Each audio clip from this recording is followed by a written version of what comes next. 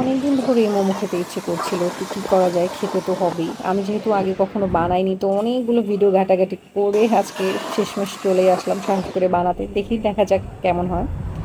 তো আমি এর পুরের জন্য এখানে নিয়েছি চিকেন কিমা 1 কাপ, সয়া সস 1 টেবিল চামচ, মিহি করে আদা রসুন কুচি, পেঁয়াজ কুচি, সামান্য লবণ দিয়েছি, গোলমরিচের গুঁড়ো দিয়েছি, আর একটুখানি গরম তেল দিয়ে আমি এখন এটা মেখে রেখে দিচ্ছি।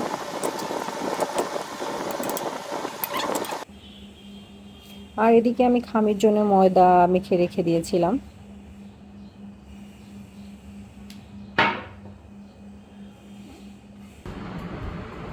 তো আমি ভিতরে পুর দিয়ে এখন হচ্ছে মোমোর শেপগুলো দেওয়ার চেষ্টা করছি। আমার যেহেতু ফার্স্ট টাইম, একদমই ভালো হয়নি মোমোর শেপগুলো, প্লিজ কেউ হাসবেন না। আমারই হাসি পাচ্ছিল দেখে। দেখা যাক খেতে কেমন হয়, শেপ যেমনই হোক। এই শেপটা কিন্তু খুবই সহজ ছিল আমার জন্য, আমি যেহেতু নতুন।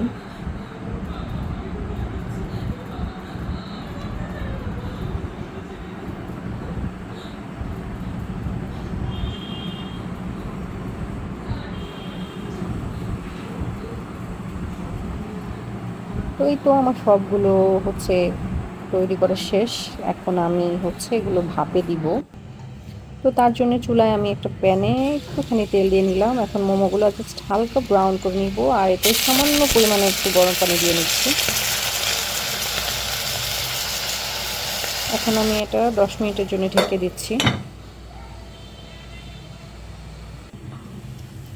এই তো হয়ে গেছে আমার চিকেন মোমো। দেখি এখন খেতে কেমন হয়েছে।